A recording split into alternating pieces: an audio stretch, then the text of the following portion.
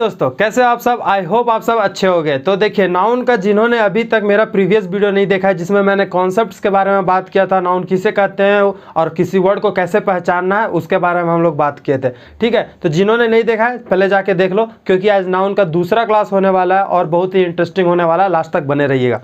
तो थोड़ा सा आपको नाउन के बारे में रिवाइज कर देते हैं कि नाउन किसे कहते हैं। तो याद रखिएगा, नाउन किसे कहते हैं जिसको आप विजिबिलिटी हो, मतलब जो देख सकते हो, ठीक है, जिसको आप टच कर सकते हो और जिसको ओनली फील, मतलब जिसको सिर्फ आप फील कर सकते हो, उसको हम लोग नाउन बोलते हैं। चलिए यहाँ तक मेरे को समझ में आ गया किसको किसको कहते हैं। तो जिसको आप देख सकते हो, विजिबल हो, ठीक है। दूसरा फेल्ट ओनली, ठीक है, जिसको आप फील कर सकते हो। और तीसरा क्या बताया था मैंने, टचेबल, ठीक है, टचेबल। तो ये तीन चीज़ था जिसको हम नाउन कहते हैं, ठीक है। उसके बाद मैंने एक आपको बताया था कि जिसके वर्ड के लास्ट में MENT हो, TION हो, OR हो, ER हो, तो ये सारे चीज़ मैंने आपको बताया था कि अगर किसी वर्ड में, किसी वर्ड के लास्ट में ये सब आपको देखने को मिले तो वो क्या है, वो नाउन है। चलिए हमको इतना तो समझ में आ गया कि उस वीडियो में मैंने क्या बताया था। यहाँ तक आपको समझ में आ गया होगा, नहीं आया होगा तो डिस्क्रिप्शन में लिंक है, वहाँ से आप जाके देख सकते हो। नाउन के बारे में, हर एक कॉन्सेप्ट के बारे में मैंने बात किया था। उसके बाद मैंने बात किया था टाइप्स के बारे में।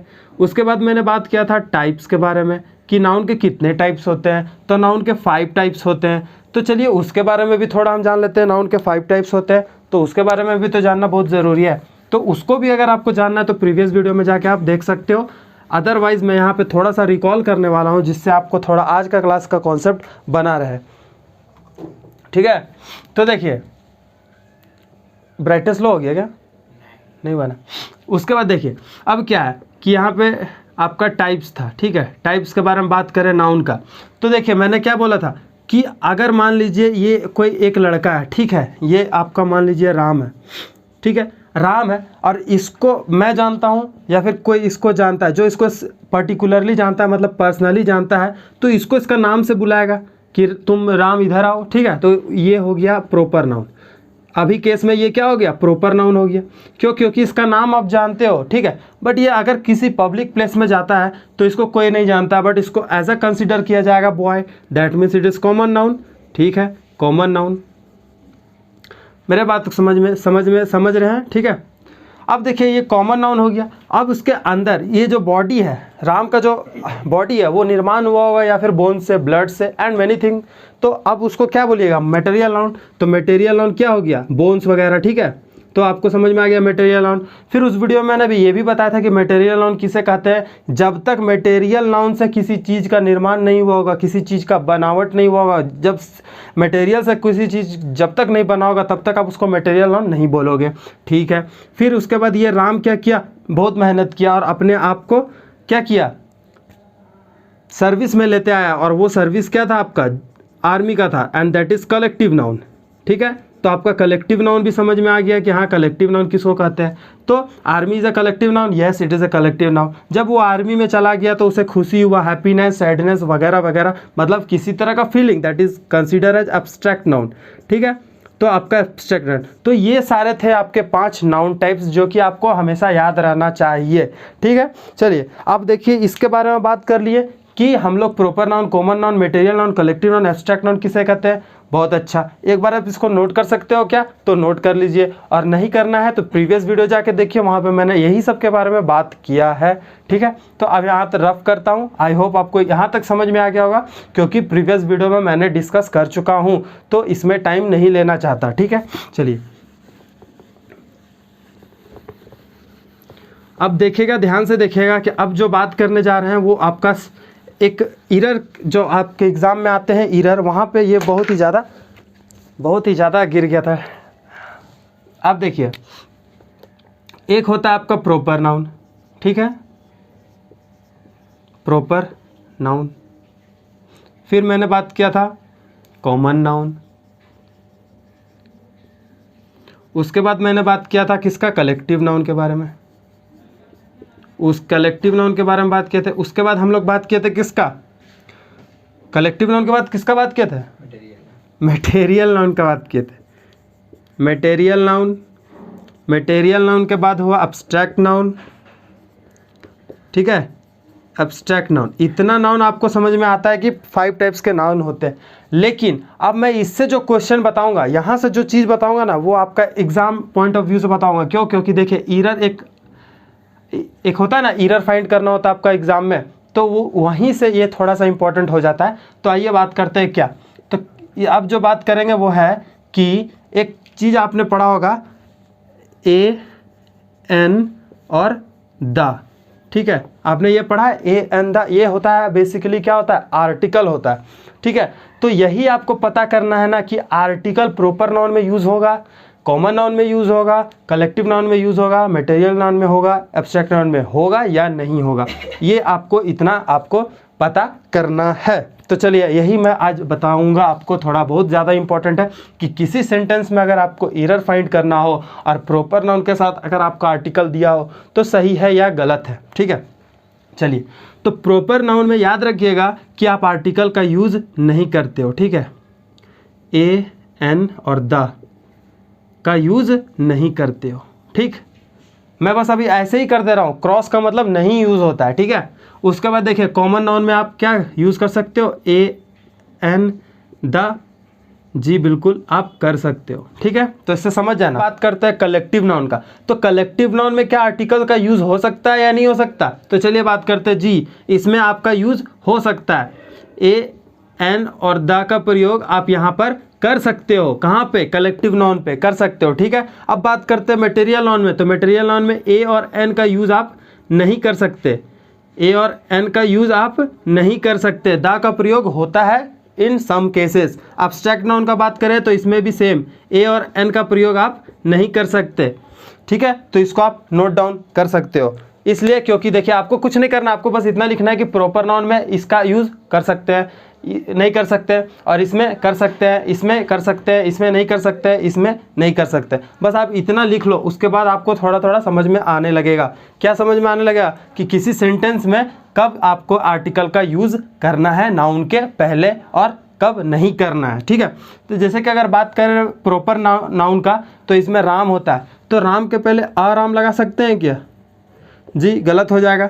तो आप समझ गए ना मेरा कहने का मतलब क्या है। तो आप किसी सेंटेंस में आप देखोगे नाउन के पहले आर्टिकल का यूज़ कब करना है कब नहीं करना है, यहाँ से आपको समझ में आ जाएगा। आई होप आपको समझ में आ जाएगा।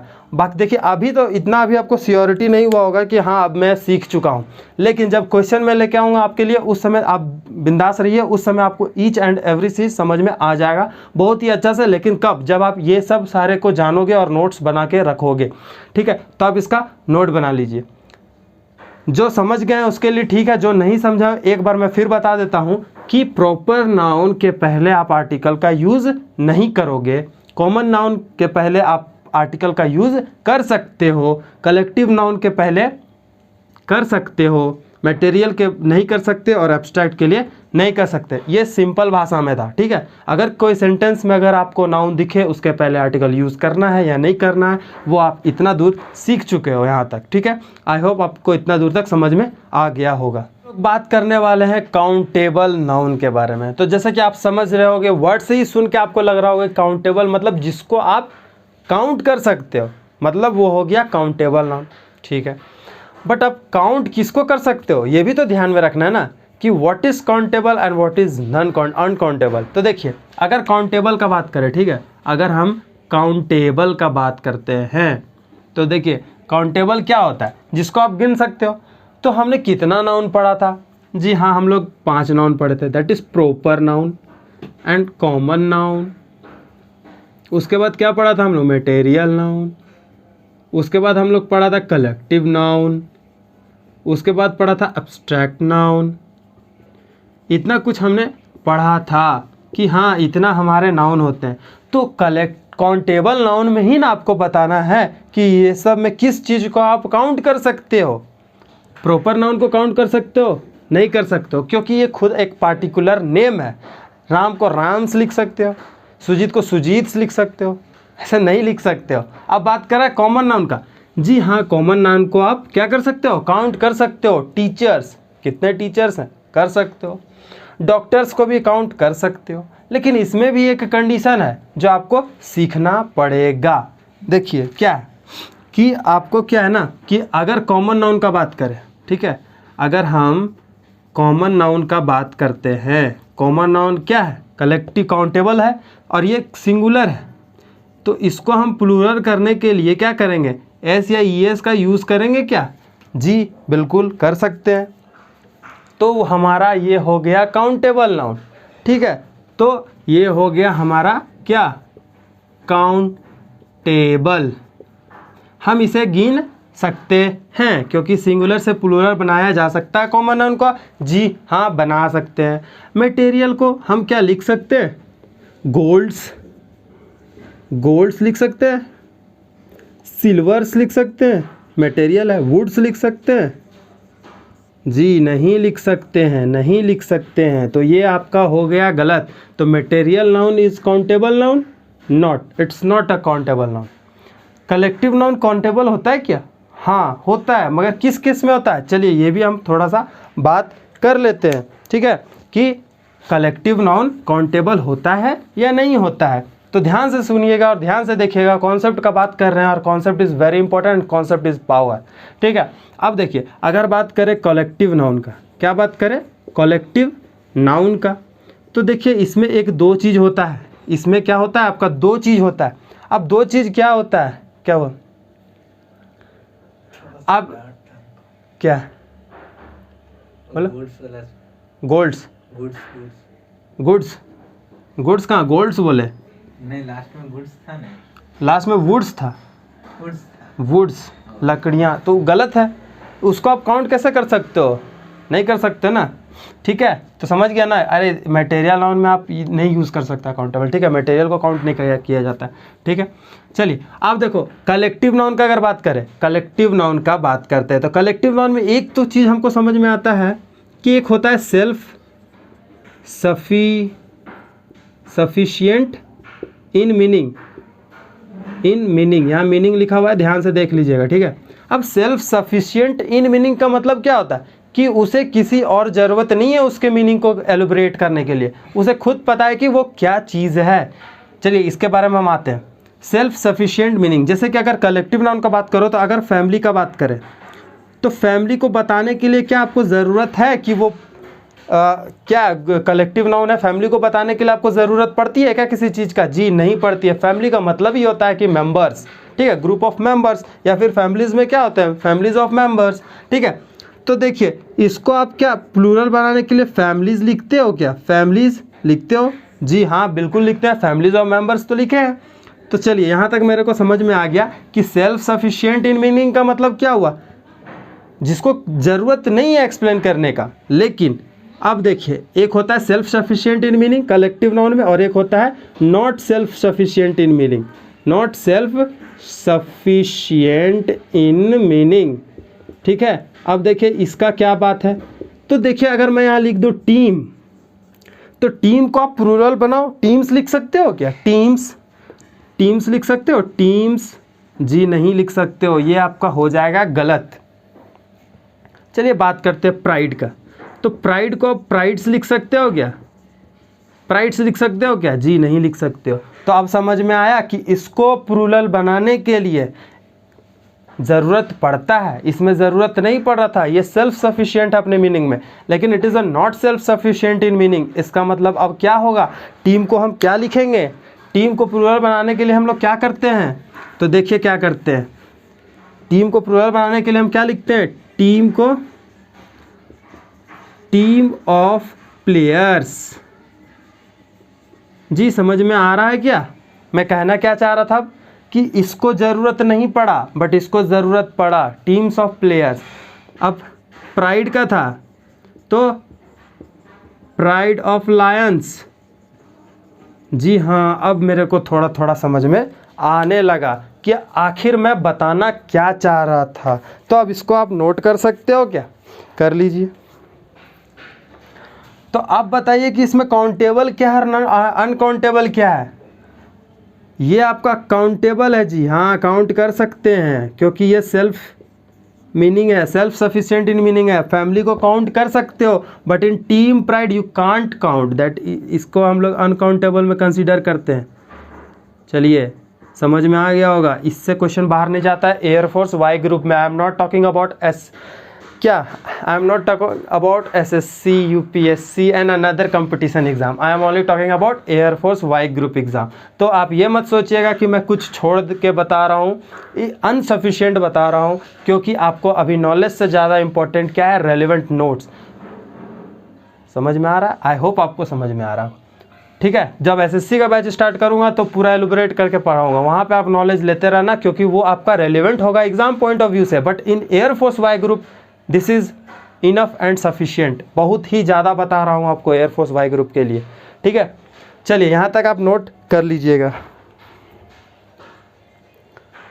समझ में आया या फिर नहीं समझ में आया? तुमको समझ में आया कि काउंटेबल नॉन काउंटेबल अब समझ में आ रहा है थोड़ा थोड़ा ना?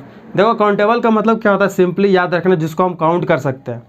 ठीक है, प्रॉपर नाउन को काउंट कर सकता है, राम को राम्स बोल सकता है, तुम कुछ भी कर सकता है, नहीं ऐसा नहीं होगा। ठीक है, तो कॉमन नाउन, कॉमन को आप कर सकते हो, मटेरियल को नहीं कर सकते हो, गोल्ड्स नहीं बोल सकते हो, और भी बहुत कुछ है मटेरियल नाउन में, उसको आप नहीं कर सकते हो। कलेक्टिव नाउन का बात करें तो कलेक्टिव नाउन के बारे में इतना कुछ बता दिए। ठीक है, कि कलेक्टिव नाउन भी काउंटेबल और नॉन काउंटेबल हो सकता है, बट इन केस ऑफ ये दो चीज़ याद रखना, self sufficient in meaning, not self sufficient in meaning. जब क्वेश्चन में आएंगे तो इससे भी अच्छा से बताएंगे, क्योंकि क्वेश्चन से ज़्यादा इंसान क्लियर होता है, बट बेसिक जानना चाहिए, तो बेसिक आपको मैं बता दे रहा हूँ अभी। उसके बाद जब क्वेश्चन करेंगे तो वहाँ पर आपको प्रॉब्लम नहीं होगा। ठीक है, तो टीम प्राइड ये सब आप नोट कर लेना। चलिए बढ़ते हैं आगे। हाँ, तो देखिए काउंटेबल के बारे में आप जान गया। अब बात करते हैं अनकाउंटेबल नाउन के बारे में। अनकाउंटेबल नाउन के बारे में देखिए, सिंपल इतना याद रखिएगा कि मनी, जिसको आप काउंट नहीं कर सकते। पेट्रोल को कर सकते हो, पेट्रोल को आप गिन सकते हो, नहीं कर सकते हो। वर्क को नहीं कर सकते, हेल्थ को नहीं कर सकते, और हैप्पीनेस को, ये सब सारे अनकाउंटेबल में होते हैं। तो अब याद रखिएगा कि जब हेल्थ और हैप्पीनेस का बात होगी, इसका मतलब साफ सी बात है कि एब्स्ट्रैक्ट नाउन है, और एब्स्ट्रैक्ट नाउन इज अनकाउंटेबल। याद रखिएगा, यहाँ से एक चीज कभी नहीं भूलिएगा कि ये अनकाउंटेबल होता है। ठीक है, यहाँ से आपको कभी नहीं भूलना है कि abstract noun is uncountable noun, ये काउंट आपका नहीं हो सकता। चलिए ठीक है, यहाँ तक आपको समझ में आ गया। उसके बाद अगर बात करें किसका, मटेरियल नाउन के बारे में, तो उसको भी आप काउंट नहीं कर सकते, वो भी कंसीडर होता है किसमें, अनकाउंटेबल नाउन के बारे में। ठीक है, चलिए बढ़ते हैं थोड़ा सा आगे जान लीजिए कि देखिए इसमें ना किस चीज़ का सेंस देता है, ये जानना आपके लिए बहुत ही इंपॉर्टेंट है कि अगर अनकाउंटेबल नाउन किस चीज़ का सेंस देता है। जैसे कि अगर पूछा वर्क का, तो आपसे ये पूछेगा कि how much work you did. ठीक है, आपसे कोई सवाल पूछता है तो आपको कुछ इस प्रकार का क्वेश्चन पूछता होगा कि हाउ मच, आपसे मच पूछता है। ठीक है, हाउ मेनी वर्क पूछता है क्या? नहीं पूछता है, क्योंकि आपको पता है कि it is a what, work is a uncountable noun. तो आप यहाँ का इसका आंसर भी बहुत सुंदर तरीके से देते हो। क्या देते हो? इसका आंसर आपका रहता है I did lots of work. ठीक है, तो अब थोड़ा थोड़ा समझ में आ रहा होगा कि कैसे टैकल करना है आपको। ना ये पूछेगा आपको एग्जाम में, ना ये पूछेगा। ठीक है, आपको पूछेगा किस तरह कि अनकाउंटेबल नाउन में एस या फिर ES का लगना है या नहीं लगना है। तो अनकाउंटेबल में क्यों लगाओगे? क्योंकि ये तो गिन ही नहीं सकता, इसको आप गिन ही नहीं सकते। मनीष कर सकते हो, वर्क कर सकते हो, वर्क्स कर सकते हो, पेट्रोल्स कर सकते हो, नहीं कर सकते हो।